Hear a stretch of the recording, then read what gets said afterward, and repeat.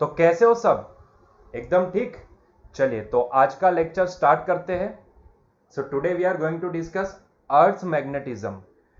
बच्चों, क्या सच में हमारी अर्थ एक मैग्नेट की तरह बिहेव करती है? तो आंसर है जी हाँ, वो एक मैग्नेट की तरह बिहेव करती है। क्यों मैग्नेट की तरह बिहेव करती है? अच्छा, ये तो पता है ना कि भाई अर्थ हमारी मैग्नेट की तरह बिहेव करती है। अर्थ हमारी मैग्नेट की तरह बिहेव करती है और शायद आपको पता ही है कि इसके मैग्नेटिक फील्ड को डिटेक्ट करने के लिए हम लोग कंपास का यूज करते हैं, या फिर ऐसा समझ लो कि कंपास का यूज जो हम करते हैं वो एक्चुअल में किसके मैग्नेटिक फील्ड को डिटेक्ट करता है? तो अर्थ के मैग्नेटिक फील्ड को, है ना। तो ये जो हमारी अर्थ है ना, वो एक मैग्नेट की तरह बिहेव करती है। इसके पीछे का रीजन क्या है, वो जैसे जैसे हम यहाँ पे पॉइंट्स को डिस्कस करते जाएंगे वैसे वैसे आपको समझ में आता जाएगा कि क्यों हमारी अर्थ मैग्नेट की तरह बिहेव कर सकती है। अभी के लिए इतना बता सकता हूं कि भाई अगर अर्थ के मैग्नेट को समझना है, अर्थ के मैग्नेटिज्म को समझना है, तो आप ऐसा अज्यूम कर लो कि ये जो अर्थ है ना, अर्थ के अंदर एक बड़ा सा एक आप बार मैग्नेट लगा दो। अर्थ के अंदर आप एक बड़ा सा बार मैग्नेट लगा दो। ठीक है, चलो तो लगा देते हैं। यहाँ पे अर्थ के अंदर एक बड़ा सा bar magnet, giant bar magnet. ठीक है, तो मान लो कि ये है हमारा ग्रीन कलर का जो भी है, ये हमने लगा दिया बार मैग्नेट। ठीक है, अंदर। तो अर्थ के अंदर आप मान लो कि एक अंदर बहुत ही बड़ा सा एक बार मैग्नेट आपने प्लेस कर दिया है। तो ये बार मैग्नेट अभी क्या है, एक मैग्नेट है। तो बट ऑब्वियस है कि वो अपनी फील्ड लाइन बाहर निकालेगा। बस वही होगी हमारी अर्थ की फील्ड लाइंस। बच्चों, ये मैं नहीं बोल रहा, ये साइंटिस्टों ने बताया है। इन्होंने बताया कि भाई ये जो अर्थ की फील्ड लाइंस होती है ना, ये अर्थ की फील्ड लाइन कहीं ना कहीं बार मैग्नेट की फील्ड लाइन को मैच करती है। तो ये मैं नहीं बता रहा, ये साइंटिस्टों ने बताया। इन्होंने देखा कि भाई अर्थ के ऊपर आप कोई भी प्लेस के ऊपर जाते हो तो प्लेस टू प्लेस ये जो मैग्नेटिक फील्ड होता है ना, वो वेरी करता रहता है। ये प्लेस टू प्लेस अर्थ के जो फील्ड है, मैग्नेटिक फील्ड इंटेंसिटी है, वो वेरी करती है। ये सुनो, आ रहा है बात समझ में? तो उन्होंने जब देखा, उन्होंने ये पाया कि भाई जो अर्थ की मैग्नेटिक फील्ड इंटेंसिटी है वो प्लेस टू प्लेस वेरी कर रही है। और अगर हम इसको ड्रॉ करने जाए तो हमें यह समझ में आता है कि भाई इसकी जो फील्ड लाइन निकलती है ना, वो कहीं ना कहीं बार मैग्नेट के जैसे ही दिख रही है। इसीलिए ऐसा माना जाता है कि आपको अगर अर्थ का मैग्नेटिज्म समझना है तो आपको क्या करना है, देखो यहां पे लिखा है, it was believed that the magnetic field arising from a giant bar magnet placed along the axis of the rotation of the earth and deep in the interior, but it is not the truth। ऐसा माना जाता है क्योंकि उसकी field line कहीं ना कहीं bar magnet के साथ मैच करती है, लेकिन ऐसा है नहीं। समझने के लिए आप समझ सकते हो, आप ऐसा अज्यूम कर सकते हो कि मान लो कि अर्थ के अंदर एक बहुत बड़ा सा एक बार मैग्नेट रखा हुआ है, लेकिन ऐसा है नहीं। ऐसा है नहीं। इसके पीछे का रीजन, कॉज जो भी है वो अलग है, लेकिन कहीं ना कहीं समहाउ आप मैच करने जाओगे ना, तो अर्थ की जो फील्ड लाइन ड्रॉ करोगे तो कहीं ना कहीं बार मैग्नेट की तरह ही दिखेगी, बार मैग्नेट की फील्ड लाइन को मैच करेगी। ये सुनो, ये उन्होंने देखा कि भाई प्लेस टू प्लेस एक तो इसकी मैग्नेटिक फील्ड लाइंस वेरी करती है, और उन्होंने ये भी देखा कि भाई ये जो मैग्नेटिक फील्ड इंटेंसिटी है ना अर्थ की, वो कहीं ना कहीं इन दी ऑर्डर ऑफ 10⁻⁻5 टेस्ला के बराबर है। ये सुनो, तो इसका जो ऑर्डर है वो 10⁻⁻5 टेस्ला। वैसे देखने जाते तो बहुत ही कम वैल्यू दिखती है, लेकिन है तो सही। हमारा ये जो कंपास है वो तो डिटेक्ट कर लेता है ना, तो ये बहुत ही इंपॉर्टेंट है। लेकिन यहाँ पे एक ट्विस्ट है। यहाँ पे ट्विस्ट क्या है? अच्छा, पहले ये समझ लो कि अगर बार मैग्नेट की तरह अगर हम देखने जाए कि भाई ऐसा समझ लो कि अंदर एक जायंट बार मैग्नेट रखा हुआ है, उसी का ये फील्ड है, लेकिन रियलिटी में ऐसा है नहीं। क्योंकि अर्थ को अगर आप अंदर डीप में जाओगे तो आपको कहीं पे भी ऐसा कोई बार मैग्नेट दिखेगा नहीं। ये सुनो, ये पहला पॉइंट है। एजम्पशन के लिए आप ऐसा मान सकते हो। तो फिर सवाल ये आता है कि भाई तो फिर ये अर्थ के पास अपना मैग्नेटिक फील्ड आया कहां से? क्योंकि अगर अंदर कोई मैग्नेटिक मटेरियल नहीं है, अंदर कोई बार मैग्नेट रखा नहीं है, हालांकि उसका जो फील्ड निकल रहा है वो फील्ड के तौर पे देखा जाए तो उसकी जो फील्ड लाइंस को आप ड्रॉ करोगे तो वो तो बार मैग्नेट को मैच करती है। यस और नो? लेकिन फिर भी अंदर कोई बार मैग्नेट नहीं है, तो ऐसा कैसे पॉसिबल हुआ? मतलब कि अर्थ के अंदर ऐसा क्या है कि जिसकी वजह से ये उसका भी खुद का एक मैग्नेटिक फील्ड जनरेट हो गया? तो इसके पीछे का रीजन है अंदर आए हुए मोल्टन आयरन एंड निकल। भाई अर्थ हमारी बहुत सारे ऐसे मेटल की बनी है, ये आपको भी पता है। ठीक है, तो अर्थ के अंदर भी बहुत सारे ऐसे आयंस है। यहाँ पे ये सेंटेंस, ये जो थर्ड पॉइंट है ना, थर्ड नहीं फोर्थ वाला पॉइंट, इसमें सारी चीजें मेंशन की गई है। ये सुनो, देखो ये ना एक आपको शॉर्ट नोट के तौर पे आती है, 3 मार्क्स में ये पूरा आता है कि एक्सप्लेन द अर्थ मैग्नेटिज्म। और आपको ये सारी चीजें ना आपको ये एक्सप्लेन करनी होती है, फिगर ड्रॉ करना होता है और इसके साथ साथ ये सारे पॉइंट्स आपको लिखने होते हैं। ठीक है, सिर्फ पॉइंट्स है जो आपको रिमेंबर करने हैं। ठीक है, बहुत ही सिंपल पॉइंट्स है, आप याद रख सकते हो। ठीक है, तो यहाँ पे भाई अर्थ हमारी जो भी है ना, वो बहुत सारे ऐसे मैग्नेटिक मटेरियल की बनी है। अदर बहुत सारे ऐसे मेटल्स है, मोल्टन आयन है, बहुत सारे आयंस वगैरह है। तो वो जो आयंस होते हैं ना, क्योंकि अर्थ स्टेडी नहीं है, सबसे पहली बात तो अर्थ स्टेडी नहीं है, वो अपनी एक्सिस पे रोटेट होती है, ये सुनो। और आपको पता है कि भाई अगर एक इलेक्ट्रॉन भी अगर किसी ऑर्बिट में रोटेट करता है तो कहीं ना कहीं वो भी अपना मैग्नेटिक फील्ड देता है। ये सुनो, हमने देखा था ना भाई, हमने देखा था आगे वाले कि भाई ये न्यूक्लियस के ऑर्बिट में घूमने वाला इलेक्ट्रॉन भी एक चार्ज की तरह बिलीव करके उसको प्रवाह मतलब कि इलेक्ट्रिसिटी देता है, ऐसा मान के करंट का फ्लो दिखा के हम उसका भी फील्ड निकाल सकते हैं और कहीं ना कहीं वो रिंग के फील्ड के बराबर होता है। ठीक है, उसी तरह से आप उसको आइडेंटिफाई कर सकते हो। तो यहां पे भी भाई अर्थ रोटेट होती है तो अंदर के जो आयंस वगैरह है वो भी तो सर्कुलर किसी एक पर्टिकुलर एक्सिस के अराउंड रोटेट करेंगे, है कि नहीं? या सुनो, तो वो रोटेट करेंगे कि नहीं करेंगे? करेंगे। तो इसका मतलब ये होता है हाँ इतनी स्पीडीली नहीं करेंगे लेकिन करेंगे तो सही ना, सीधी सी बात है। तो क्या हम उसको भी कुछ एक रिंग की तरह मान ले कि जिसके ऊपर चार्ज का फ्लो हो रहा है, तो क्या वो भी कुछ पर्टिकुलर टाइम में हमें कुछ करंट फ्लो करता हुआ नजर आएगा? क्या उसको हम करंट मान सकते हैं? जी हां, उसको करंट मान सकते हो। और वही तो होता है मूविंग चार्ज। अगर करंट नहीं बिलीव होता है तो भैया मूविंग चार्ज तो बिलीव हो सकता है ना, क्योंकि अर्थ अपने ऑर्बिट पे घूम रही है तो अंदर आए हुए जो जितने आयंस वगैरह है वो सारे भी तो किसी पर्टिकुलर रोटेशन ऑफ एक्सिस के अराउंड सर्कुलर मोशन कर रहे हैं, मतलब कि वो भी घूम रहे, वो भी मोशन में। और मूविंग चार्ज हमेशा मैग्नेटिक फील्ड जनरेट करता है। तो यहां से इसका कॉज पता चला कि भाई अर्थ के अंदर हुआ क्या है, कोई बार मैग्नेट नहीं है। हालांकि उसकी फील्ड लाइंस बार मैग्नेट को मैच करती है लेकिन कोई बार मैग्नेट है नहीं। लेकिन फिर भी आपको अगर इसका कॉज पता लगाना है तो आप ये समझ सकते हो कि अर्थ के अंदर बहुत सारे ऐसे मैग्नेटिक मटेरियल्स वगैरह है, आयंस है, कि जो अर्थ के रोटेशन की वजह से खुद एक मोशन में आ जाते, एक सर्कुलर मोशन करने लगते हैं। और क्योंकि मूविंग चार्ज है वो मैग्नेटिक प्रॉपर्टी दिखा सकता है, इसी वजह से अर्थ के पास अपना मैग्नेटिक फील्ड जनरेट होता है। क्लियर हुआ ये पॉइंट? ठीक है, ठीक है। लेकिन यहां पे एक प्रॉब्लम है, यहां पे एक प्रॉब्लम है भाई। जब भी देखा गया तो ये पाया गया, ध्यान से समझना, कि अगर मैं यहां पे बार मैग्नेट को प्लेस करूं ना तो वो बार मैग्नेट कहीं ना कहीं हमें उल्टा दिखा। उल्टा मतलब कि ये बार मैग्नेट अगर हम रिप्लेस करना चाहते हैं अर्थ के अंदर, मान लो ऐसा अज्यूम कर लेते हैं कि अंदर एक बड़ा सा बार मैग्नेट हमने प्लेस किया है, तो देखा तो उसका नॉर्थ पोल ना कहीं नीचे की ओर दिखा और ये जो मैग्नेट है उसका साउथ पोल कहीं ऊपर की ओर दिखा।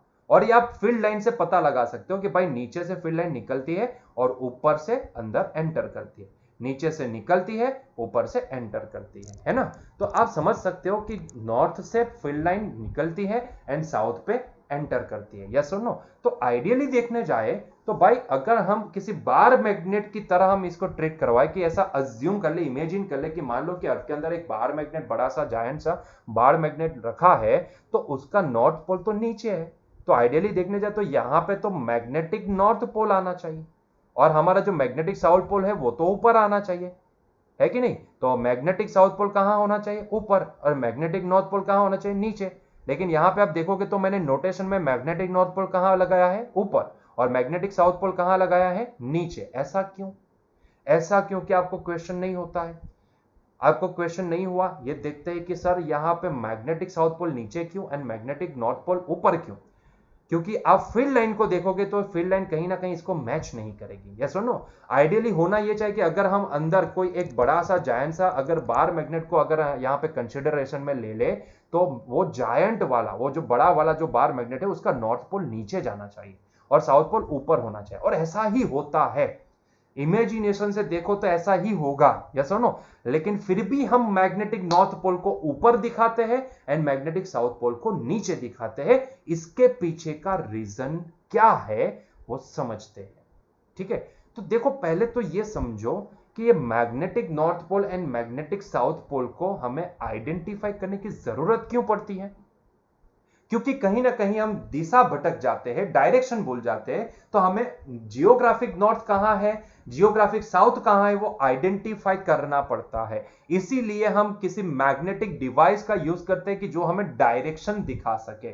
तो जरा ध्यान से देखोगे ना, जरा ध्यान से देखोगे तो हमारा इंटेंशन होता है geographic north and geographic south को आइडेंटिफाई करना, या फिर मैं बोलूं तो जियोग्राफिक नॉर्थ को आइडेंटिफाई करना। कभी भी दक्षिण दिशा हम आइडेंटिफाई नहीं करते, हम नॉर्थ उत्तर दिशा ही आइडेंटिफाई करते हैं। यस और नो?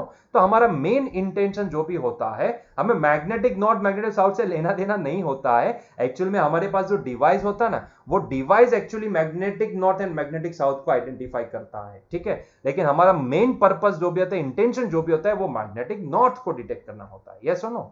तो अगर सोचो जरा कि अगर मैं बार मैग्नेट को अंदर प्लेस करूं, जो बार मैग्नेट उल्टा होना चाहिए, बार मैग्नेट का नॉर्थ नीचे जाना चाहिए, बार मैग्नेट का साउथ ऊपर आना चाहिए, और इस तरह से मैं नोटेशन यूज करता, तो यहां पे मेरा होना चाहिए मैग्नेटिक साउथ एंड यहां पे मेरा होना चाहिए मैग्नेटिक नॉर्थ। तो जरा सोचो कितने प्रॉब्लम्स क्रिएट होते हैं, कितने प्रॉब्लम्स क्रिएट होते हैं, है कि नहीं? मतलब कि जहां पे साउथ है मैग्नेटिक, वहां पे हमारा एक्चुअल में नॉर्थ। तो पहले तो दिमाग में ये क्लैरिटी होनी चाहिए। यस और नो? तो ये क्लैरिटी पहले रखनी होती है। दूसरी बात, जो नीडल होती है ना, क्योंकि यहाँ पे अल्टीमेटली ये जो मैग्नेटिक नॉर्थ साउथ को आइडेंटिफाई करना होता है, उसके लिए हम नीडल का यूज करते हैं, मतलब कि कंपास का यूज करते हैं।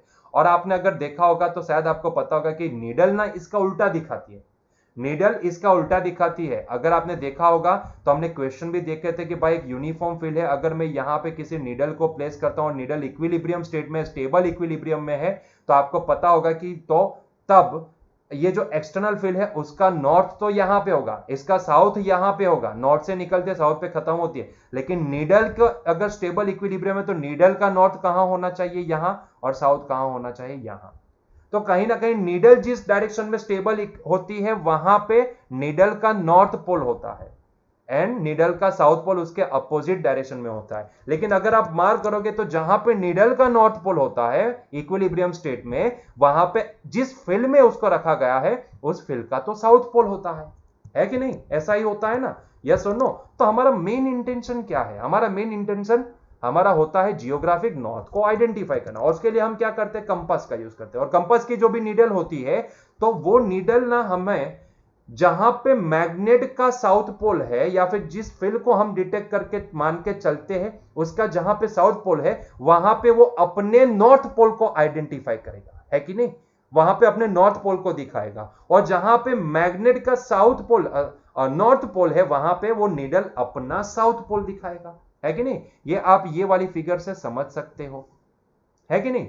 तो अल्टीमेटली मैं एक काम करूं ना, कि जिसका फील्ड है उसके साउथ एंड उसके नॉर्थ को मैं आइडेंटिफाई करना बंद कर दूं, और सिर्फ नीडल का जिस डायरेक्शन में नॉर्थ है उसी डायरेक्शन में मैं मैग्नेटिक नॉर्थ मान लूं, एंड नीडल का जहां पे साउथ पोल है वहां पे मैं मैग्नेटिक साउथ मान लूं, तो भाई प्रॉब्लम क्या है? उसमें कोई प्रॉब्लम नहीं है। हम नीडल को ध्यान में रखते हुए यहां पे नॉर्थ एंड साउथ आइडेंटिफाई कर लेंगे। तो इसका फायदा क्या होगा पता है? इसका फायदा ये होगा, जो अब आपको समझ में आएगा कि ये वाला नोटेशन यूज करने से फायदा क्या होगा। तो आपको इतना तो समझ में आ गया कि अगर हम यहाँ पे बार मैग्नेट रखते तो बार मैग्नेट का तो साउथ पोल नीचे जाता, ठीक है, सॉरी नॉर्थ पोल नीचे जाता यहां पे, ठीक है। तो मैं यहां पे लिख देता हूं बार मैग्नेट का नॉर्थ पोल यहां पे एंड बार मैग्नेट का साउथ पोल ऊपर। लेकिन अगर मैं यहां पे अगर नीडल को प्लेस करूं, तो मान लो कि मैंने यहां पे एक नीडल को प्लेस कर दिया, तो जरा सोचो ये वाले केस में नीडल का नॉर्थ कौन सा होगा? तो ये वाला नॉर्थ होगा।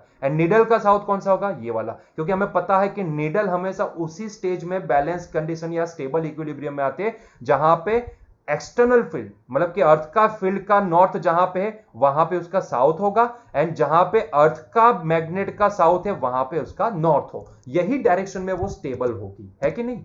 है कि नहीं? और जब भी हमने देखा तो हमने ये पाया कि भाई जिस डायरेक्शन में ये नीडल का नॉर्थ आता है ना, उसी के नजदीक में जियोग्राफिक नॉर्थ है, और जिस डायरेक्शन में हमारा नीडल का साउथ आता है उसी के पास तो जियोग्राफिक साउथ है। तो भैया ये जो अर्थ का मैग्नेट है ना, उसको मारो गोली, और जो नीडल हमें दिखाती है, नीडल का जहां पे नॉर्थ एंड साउथ आता है, उसी को magnetic north and magnetic south मान के चलो, तो सारे कंफ्यूजन दूर हो जाएंगे। और हमें सिर्फ इतना ही ध्यान में रखना है कि जहां पे नीडल हमें नॉर्थ दिखाता है, बस उसी के नजदीक में हमें जियोग्राफिक नॉर्थ मिल जाएगा। और जहां पे नीडल हमें साउथ दिखाता है उसी के नजदीक में हमें जियोग्राफिक साउथ मिल जाएगा।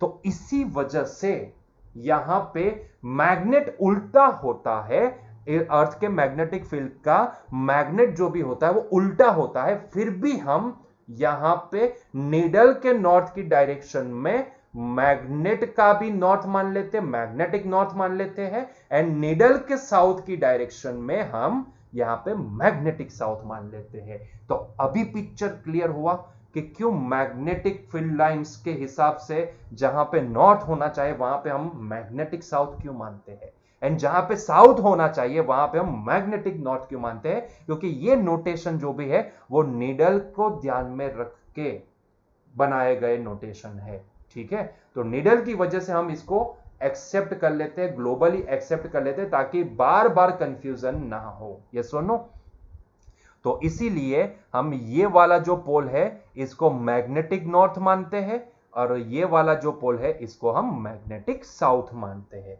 हालांकि आपको ये पता है, अभी ये समझ में आ गया है कि आइडियली देखने जाए तो यहां पे अगर अर्थ के अंदर कोई मैग्नेट प्लेस करे तो फील्ड लाइन के हिसाब से यहां पे अंदर वाले मैग्नेट का नॉर्थ होना चाहिए एंड यहां पे साउथ होना चाहिए। लेकिन नीडल को जब भी प्लेस करते हैं तो नीडल का नॉर्थ ये डायरेक्शन में आइडेंटिफाई होता है एंड नीडल का साउथ ये डायरेक्शन में आइडेंटिफाई होता है, और उसी की वजह से हमने देखा तो हमारा मेन इंटेंशन होता है जियोग्राफिक नॉर्थ को आइडेंटिफाई करना। तो जिस डायरेक्शन में नीडल का नॉर्थ आता है उसी के नजदीक में नीडल जियोग्राफिक साउथ नॉर्थ आ जाता है, तो कहीं ना कहीं नॉर्थ नॉर्थ हमारे दिमाग में मैच कर जाता है। इसीलिए हम नीडल को ध्यान में रखते हुए जिस डायरेक्शन में नीडल का नॉर्थ होता है उसी को हम मैग्नेटिक नॉर्थ मान के चलते हैं, एंड जिस डायरेक्शन में नीडल का साउथ होता है उसी को हम मैग्नेटिक साउथ मान के चलते हैं। क्लियर है? क्लियर है? समझ में आया? तो बच्चों ये हो गया हमारा जियोग्राफिक नॉर्थ एंड ये हो गया हमारा जियोग्राफिक साउथ। बच्चों आपको पता है कि ये जो geographic north and geographic south को जब भी हम जोड़ते हैं तो जोड़ने पे हमें जो ये स्ट्रेट लाइन मिलती है, थोड़ी गलत चली गई, तो ये जो स्ट्रेट लाइन मिलती है इसको बोला जाता है जियोग्राफिक पोल। ठीक है, उसी तरह से इसको पहले लिख देते हैं, नाम वगैरह कर देते हैं, तो इसको बोला जाता है जियोग्राफिक पोल। ठीक है, उसी तरह से जहां पे हमें मैग्नेटिक नॉर्थ मिलता है एंड जहां पे हमें मैग्नेटिक साउथ मिलता है उसको जोड़ने वाली लाइन को हम क्या बोलेंगे? इसको जोड़ने वाली लाइन को हम बोलेंगे मैग्नेटिक पोल। ठीक है, इसको हम क्या बोलेंगे? Magnetic pole. समझ में आ रहा है? तो दिस इज द मैग्नेटिक पोल।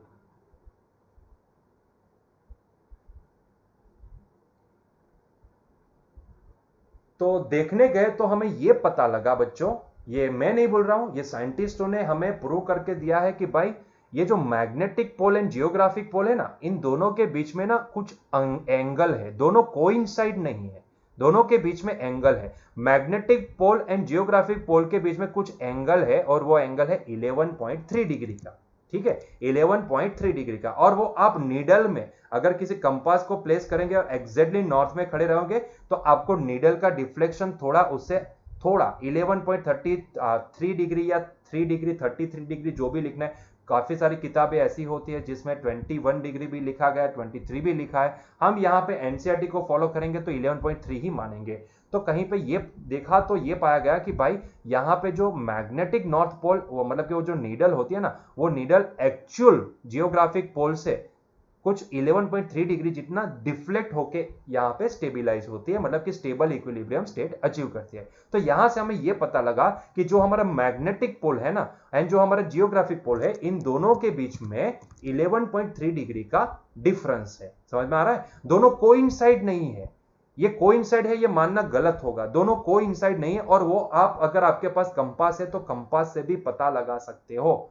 एक बार खड़े होकर देखना तो आपको समझ में आ जाए कि नीडल है ना वो कहीं थोड़े एंगल पे, मतलब कोइंसाइड नहीं होगी, थोड़े एंगल पे जाके वो आपको स्टेबल होती नजर आएगी। या सुनो, तो ये हमने पाया कि मैग्नेटिक पोल एंड जियोग्राफिक पोल के बीच में कुछ एंगल है और वो अंतर कितना है? 11.3 डिग्री का। ठीक है, ठीक है। अच्छा, अगर हम ये आइडेंटिफाई करना चाहते हैं कि भाई कहां पे ये मैग्नेटिक नॉर्थ पोल लोकेटेड है, तो अगर मैं प्लेस की बात करूं तो भैया हमारे पास नॉर्थ में, नॉर्थ कनाडा में जाते हो तो वहां पे कुछ साइंटिस्ट ऐसा मानते हैं कि वहां पे हमारा मैग्नेटिक नॉर्थ पोल लोकेटेड है, एंड जो एंटार्क्टिका है वहां पे हमारा मैग्नेटिक साउथ पोल लोकेटेड है। उसका लॉन्जिट्यूड एंड लैटिट्यूड भी आपको यहाँ पे दिया गया है, आप यहाँ से वो पता लगा सकते हो। ठीक है, खैर वहां पे कोई जाने की जरूरत नहीं है, क्योंकि आप घर पे बैठ के भी वो मैग्नेटिक नॉर्थ एंड साउथ को देख सकते हो। आपकी नीडल, आपके पास अगर कंपास है तो वो आप आइडेंटिफाई कर सकते हो। ठीक है, तो हम क्या मानते हैं, ये हमारा बिलीफ है। ये सुनो, हम क्या मानते हैं कि the pole near the geographic north pole of the earth is called the magnetic north pole. Likewise the pole near the geographic south pole is called the magnetic south pole. है कि नहीं, ये हमारा बिलीफ है, हम ये मानते हैं ताकि हमें आइडेंटिफाई करने में आसानी रहे। ठीक है, कि जहां पे मेरी नीडल मुझे नॉर्थ पोल दिखा रही है वहीं पे उसके ही नजदीक में हमारा जियोग्राफिक नॉर्थ होगा। बाकी रियलिटी में देखने जाए तो अगर अर्थ के अंदर अगर किसी बार मैग्नेट को अगर आप इमेजिन करो तो वो मैग्नेट का नॉर्थ पोल नीचे आएगा एंड साउथ पोल ऊपर आएगा। क्योंकि आपको ये कंफ्यूजन होना चाहिए, क्योंकि अगर मैं यहां पे मैग्नेटिक नॉर्थ बोलता हूं तो आपको फील्ड लाइन तो अंदर आती नजर आ रही है, तो ऐसा कैसे होता है, नॉर्थ से तो बाहर निकलनी चाहिए। यस और नो, तो इसीलिए मैंने आपको बोला, इसीलिए मैंने आपको समझाया कि भाई ये सारे जो भी नोटेशन हम यूज करते हैं ना वो नीडल के रिस्पेक्ट में यूज करते हैं। यस और नो, अंदर का जो मैग्नेट है उसके रिस्पेक्ट में नहीं। समझ में आ रहा है, जिस डायरेक्शन में नीडल अपना नॉर्थ पोल दिखाएगी वहां पे हमें अज्यूम करना है हमारा मैग्नेटिक नॉर्थ पोल, ताकि क्या होता है, नॉर्थ नॉर्थ ये दिमाग में फिट हो जाता है कि भाई जहां पे ये नीडल हमें नॉर्थ दिखा रही है उसी के नजदीक में 10 डिग्री यहां पे घूम जाओ तो आपको जियोग्राफिक नॉर्थ मिल जाएगा। क्लियर है, तो हम यही बिलीफ लेके चलेंगे। ठीक है, हालांकि यहाँ पे प्रॉब्लम्स है, जो प्रॉब्लम मैंने समझाए वो यहाँ पे सेंटेंस में भी लिखे हैं कि भाई the field lines go into the earth at the north magnetic pole and the comes out from the south magnetic pole. ठीक है, ऐसा कभी होता नहीं, किसी भी मैग्नेट के केस में ऐसा कभी भी नहीं होता है कि भाई नॉर्थ से अंदर जाती हो और साउथ से बाहर आती हो, ऐसा कभी भी पॉसिबल नहीं है। Even in the case of earth also, अगर आप वहां पे bar magnet, once again I am repeating the same sentence, कि अगर यहां पे भी मैं किसी बार मैग्नेट को अज्यूम कर लूं तो वो बार मैग्नेट का भी नॉर्थ पोल नीचे ही आएगा एंड साउथ पोल ऊपर ही आएगा।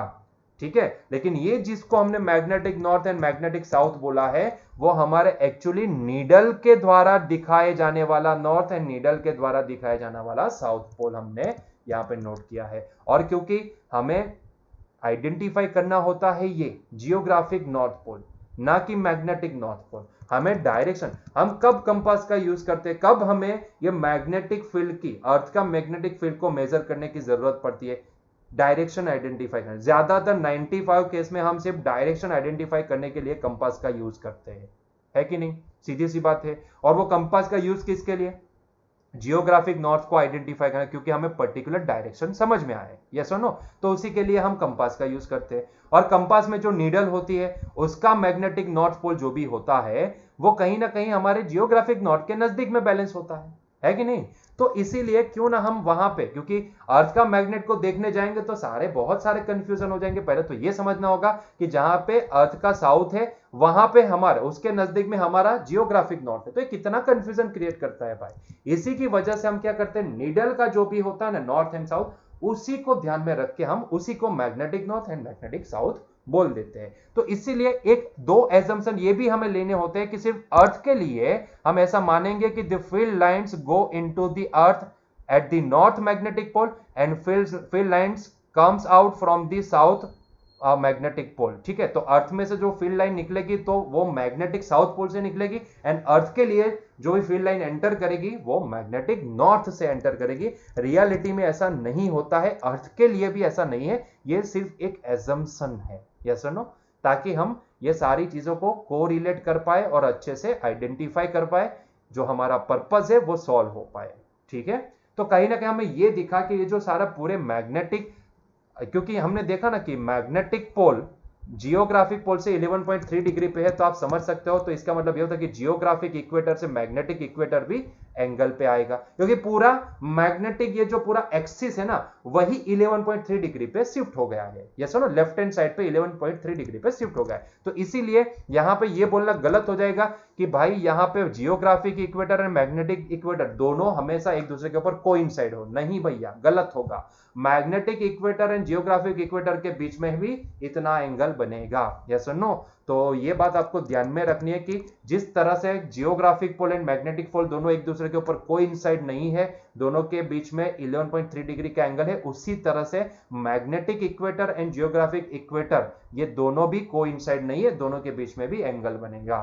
ठीक है, क्लियर हुआ ये पॉइंट? ठीक है, तो ये हो गई सारी बातें अर्थ मैग्नेटिज्म की, सारे पॉइंट्स यहां पे हमने लिखे हैं। आपको इतने पॉइंट्स मेंशन करने होते हैं ये थियरी के अंदर। ये सुनो, जब भी क्वेश्चन आते हैं एक्सप्लेन दी अर्थ मैग्नेटिज्म, तो आपको इतने पॉइंट्स यहां पे लिखने होते हैं। क्लियर है यहां तक? ठीक है, समझ में आ गया कि जियोग्राफिक पोल, मैग्नेटिक पोल, जियोग्राफिक नॉर्थ है उसी के नजदीक में हम मैग्नेटिक नॉर्थ मानते हैं, लेकिन वो नोटेशन कैसे हमने निकाला? तो भाई वो जो नीडल है, नीडल के हिसाब से हमने ये निकाला। और ये चीज आप प्लीज ना मत बोलना, आपको पता है कि अगर मैं किसी एक्सटर्नल फील्ड में अगर किसी नीडल को प्लेस करता हूं ना, तो जिस डायरेक्शन में एक्सटर्नल फील्ड का नॉर्थ होता है उस डायरेक्शन में नीडल का साउथ पोल होगा। जिस डायरेक्शन में एक्सटर्नल फील्ड का साउथ होता है उस डायरेक्शन में नीडल का नॉर्थ होगा। इसी को हम नीडल की बैलेंस इक्विलिब्रियम कंडीशन बोलते हैं। तो नीडल जब भी बैलेंस इक्विलिब्रियम कंडीशन में होगी तब एक्सटर्नल फील्ड का जहां पे साउथ होगा वहां पे नीडल का नॉर्थ पोल होगा। तो ये आपको ध्यान में रखना है, समझना है। यस और नो? और इसी के नीडल के ऊपर से हम ये नोटेशन यहां पे लिखते हैं। ठीक है, तो ये जो magnetic north pole and magnetic south pole जो बनाए गए, जिसको हमने आइडेंटिफाई किया यहां पे, वो नीडल के रिस्पेक्ट में है। क्लियर हुआ ये पॉइंट? ठीक है, चलिए आगे बढ़ते हैं नेक्स्ट पॉइंट। तो भैया geographic meridian and magnetic meridian का क्या चक्कर है? तो भैया सिमिलरली आप समझ सकते हो, क्योंकि पूरी एक्सिस के बीच में है। मैंने अभी ही बोला ना कि क्योंकि ये जो हमारी जियोग्राफिक एक्सिस है एंड जो मैग्नेटिक एक्सिस है, दोनों के बीच में यहाँ पे 11.3 डिग्री का एंगल है। तो कहीं ना कहीं मैंने बोला कि geographic equator and magnetic equator भी कोइंसाइड नहीं, तो सीधी सी बात है कि geographic meridian and magnetic meridian के बीच में भी एंगल बनेगा, ये दोनों भी कोइंसाइड नहीं होंगे। यस और नो? हाँ, यहाँ पे गलती की है, ये जियोग्राफिक नहीं है, ये मैग्नेटिक है, मैग्नेटिक मेरिडियन, मैग्नेटिक मेरिडियन। ठीक है, तो ये आपको समझना है। अभी जियोग्राफिक मेरिडियन क्या है, मैग्नेटिक मेरिडियन, वो आपको तो समझ में आता है जियोग्राफिक मेरिडियन किसको बोलते हैं, मैग्नेटिक मेरिडियन किसको बोलते हैं। ठीक है, फिर भी यहाँ पे हमने डेफिनेशन लिखी है कि the vertical plane containing the longitude circle and axis of rotation of the earth is called the geographic meridian.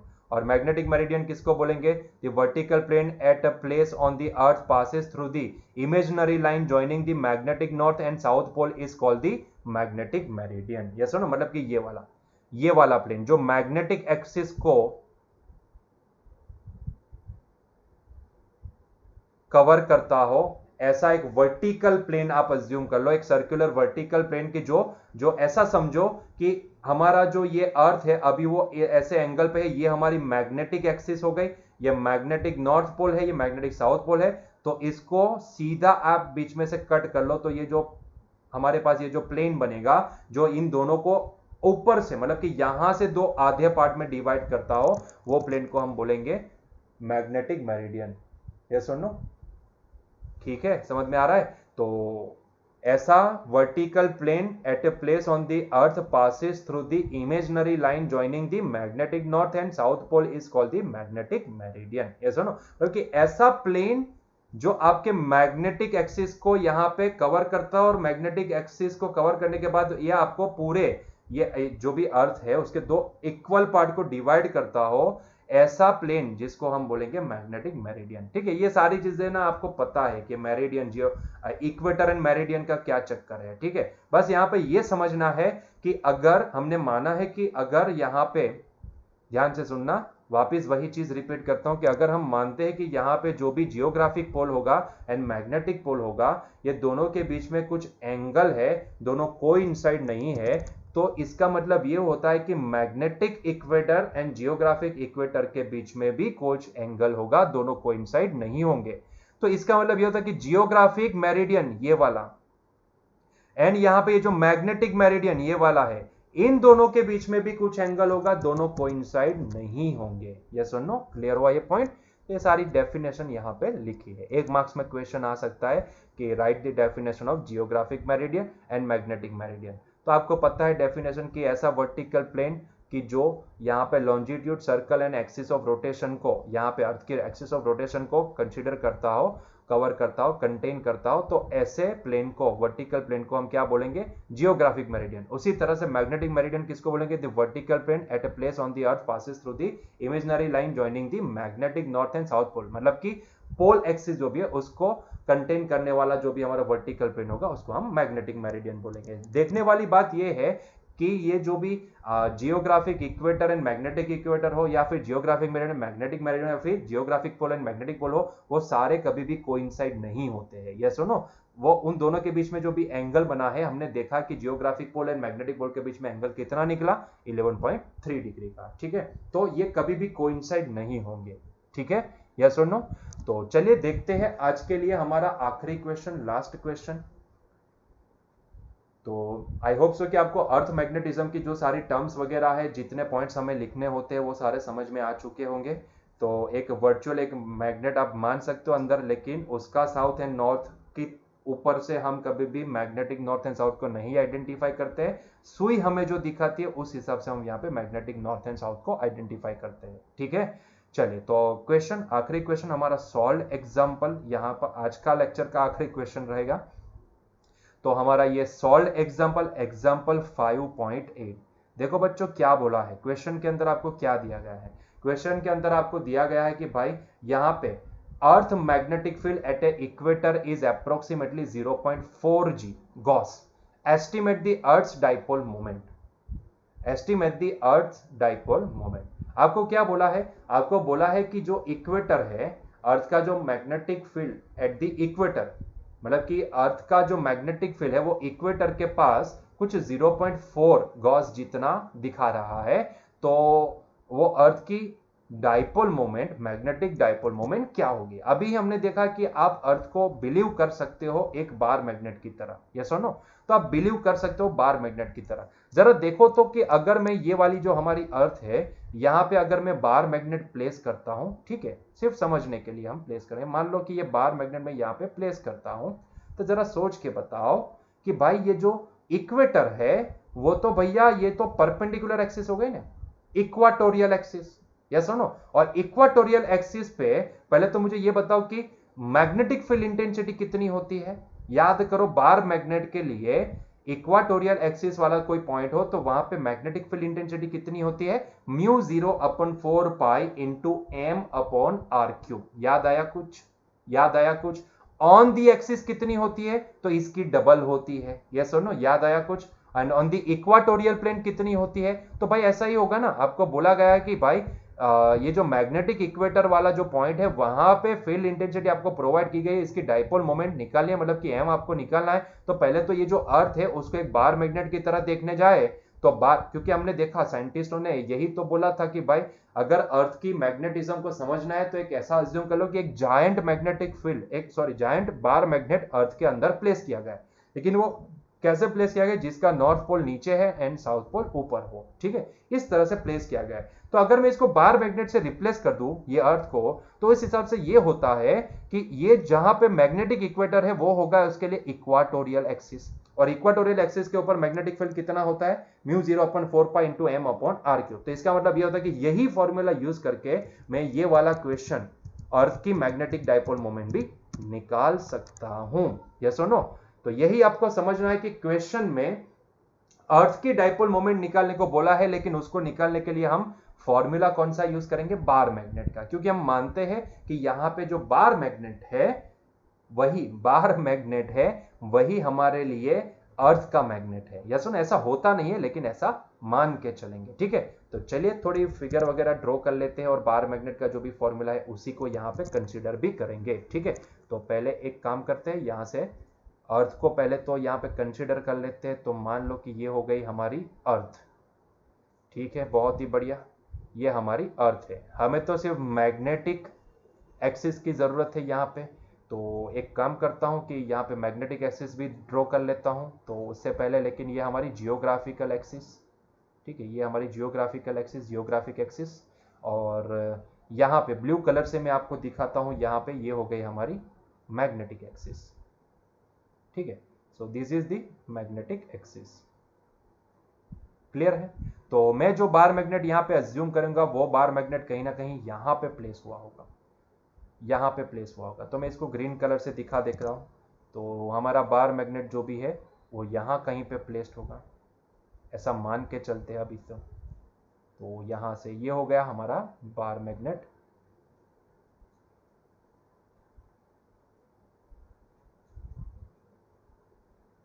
ठीक है, और क्योंकि उसके इक्वाटोरियल प्लेन, मतलब कि इसका इक्वाटोरियल प्लेन मैं यहाँ पे ले लेता हूँ, क्योंकि उसके लिए यहाँ कहीं पे मुझे निकालने को बोला गया है।